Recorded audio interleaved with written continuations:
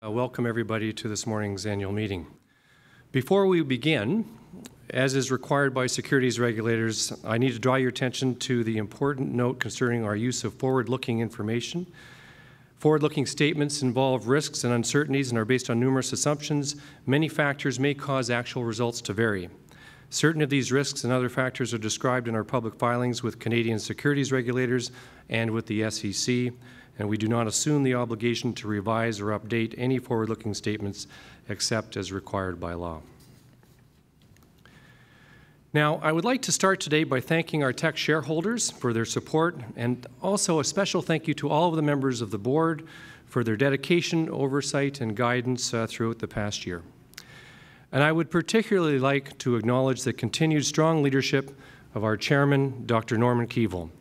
You know, next month, Dr. Keevil will be recognized for his numerous contributions to business and communities across our country with his induction into the Canadian Business Hall of Fame, and it is certainly a very well-deserved honor. Congratulations, Dr. Keevil.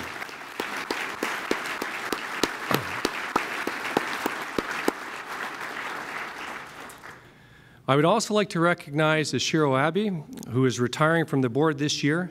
Ishiro was with us last night and for parts of the board meetings yesterday and today. And over the years, he has been a very good friend of the company, one of the senior executives of Sumitomo Metal Mining.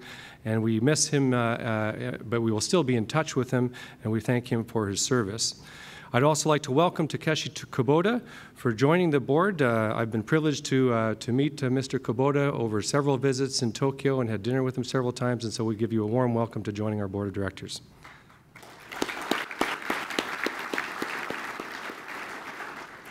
You know, it's an exciting time to be at Teck. In 2011, we set new records in all sorts of aspects of our business. We are expanding capacity at our existing operations, and we have several large development projects underway.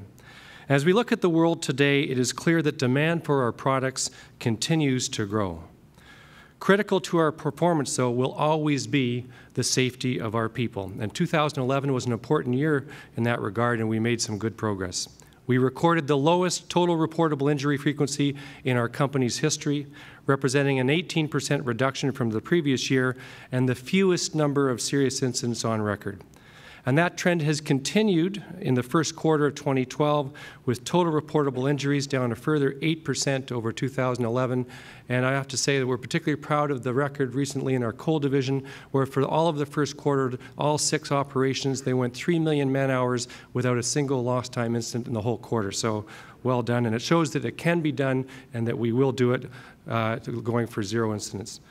So our work isn't done yet. It does remind us that by keeping focused on health and safety, we can reach our goal of operating without serious injuries. And in a few minutes, just to emphasize how important it is to me, I'm going to ask Robin Shirameta, our Vice President, Health and Safety Leadership, to provide additional detail on our safety work.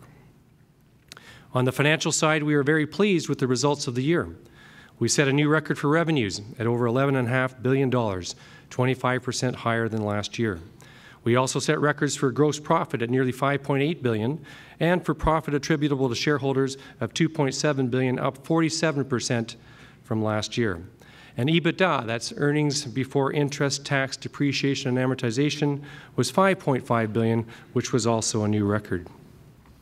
Our record adjusted profit was approximately $2.5 billion, or $4.16 a share, which is 64% higher than the same number last year. And that just means that overall it was really a banner year, and it's a reflection of the strong fundamentals of our business. At our operations, we saw a number of new records in 2011. In copper, we produced 321,000 tons, which was a new record for Teck, although I should say it was short of our original goal of 350,000 tons. In coal, we set a record for total material moved, that's waste and raw coal, and we expanded our proven and probable resources by 55% to now over 1 billion tons. In zinc, we set a new throughput record for the year at Red Dog, one of our flagship mines, with 3.7 million tons going through the mill, which is 3% higher than in 2010. And finally, in energy, we closed a transaction that now gives us 100% ownership of Frontier, which has increased our total contingent reserves by 67% to over 3.5 billion barrels of bitumen.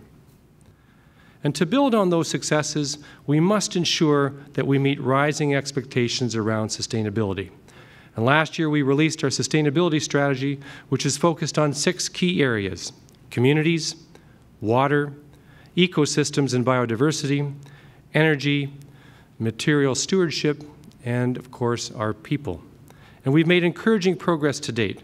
In 2011, we were honored to be appointed for a second year to the Dow Jones Sustainability World Index, which recognizes the sustainability performance of the top 10% of companies around the globe. On the ground, at our sites, our efforts in sustainability are making a real difference to a lot of people. A good example of this is our work at Antamina in Peru, where in 2007, the company established the Antamina Mining Fund. By the end of 2011, Antamina had contributed $263 million to that fund, and its activities are delivering significant results. I just want to share a few of them with you today. The fund's health programs have reduced chronic malnutrition in 800 communities by 17% and reduced rates of anemia by 22%. In 2011, over 53,000 medical consultations were provided to community members. And in addition to that, the fund has delivered potable water systems that benefit over 8,000 families. And it's also refurbished or expanded 13 health facilities and installed over 1,000 hectares of water-efficient irrigation systems to support farmers. The Antamina Mining Fund clearly demonstrates that with dialogue and collaboration, we can make a positive difference to the communities where we operate. And we've taken that community focus and expanded it at Teck so that we can contribute to the global community to truly help make the world a better place. And that's really what we're all trying to do, to help make the world a better place. One example, of course, is our Zinc and Health program. And you heard a bit about that last year, but just to give you an update and a little bit more background, over 2 billion people around the world are not getting enough zinc in their diets. And sadly, over 450,000 children under the age of 5 die each year because of zinc deficiency. And this is something that we can address. We can actually do something about that. As one of the world's largest producers of zinc, we realized that we were uniquely positioned to help address this problem. And in 2011, we partnered with a number of agencies, UNICEF being the most notable, to help increase the use of zinc supplements with a goal of saving over 200,000 children's lives annually by the year 2015, which is not so far off. And these programs are on the ground, up and running, saving lives as we speak. We also partnered with the world's largest chemical company, BASF, to fortify food with zinc, to fortify corn and rice and cooking oil and sugar with zinc to reduce zinc deficiency for a further 100 million people by the year 2015. And this was announced at the World Economic Forum in Davos, and the Secretary General of the United Nations thought it was so important that he came to witness myself and the CEO of BASF signing this agreement.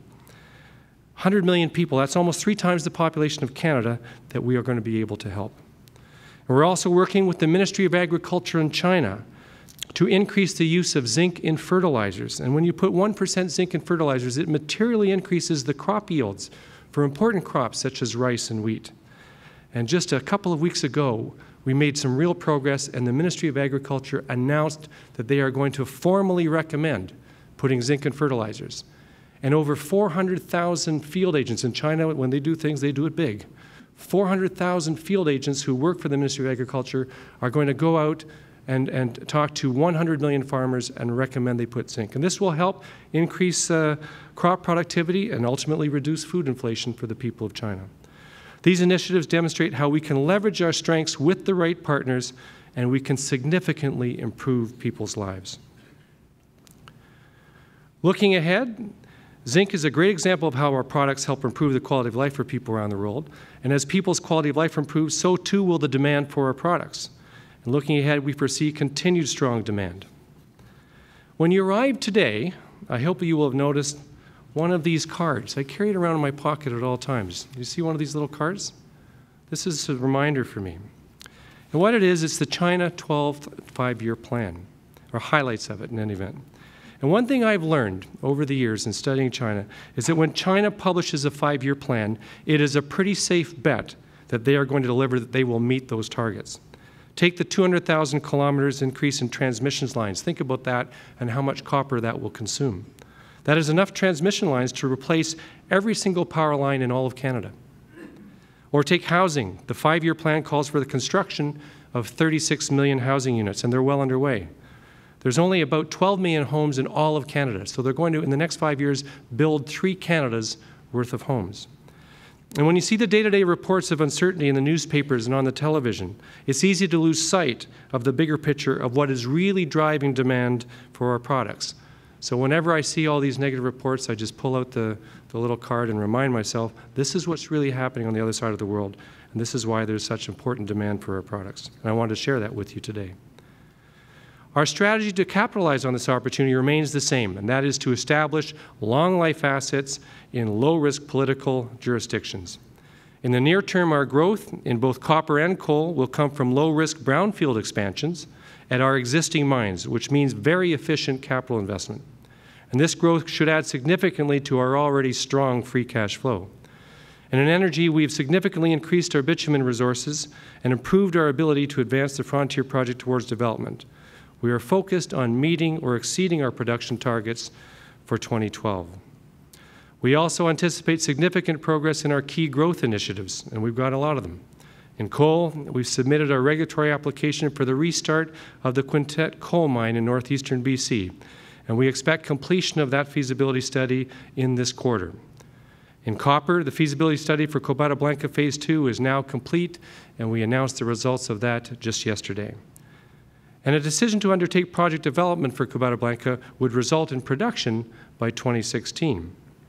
At Relincho, we've moved forward into full feasibility study, and we expect that to be complete by the end of the first quarter of 2013. And in energy, the Frontier project regulatory application was submitted in the fourth quarter of 2011.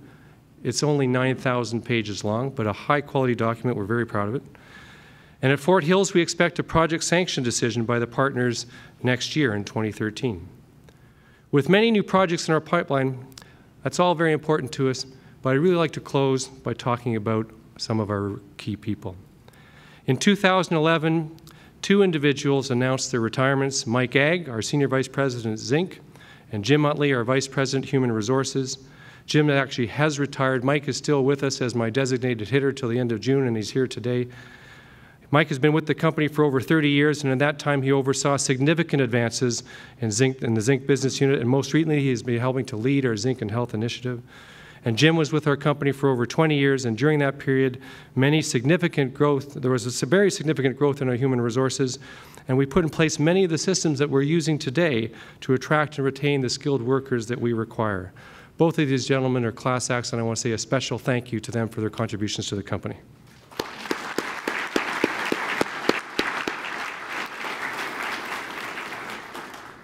We've also welcomed a number of new members to our senior management team. Graham Foyle-Twining has joined as Vice President, Human Resources. Ralph Lutz is Vice President, Asian Affairs and our Chief Representative in China. Doug Powery is Vice President, Tax, and Mike Davies is Vice President, Environment, just started on Monday.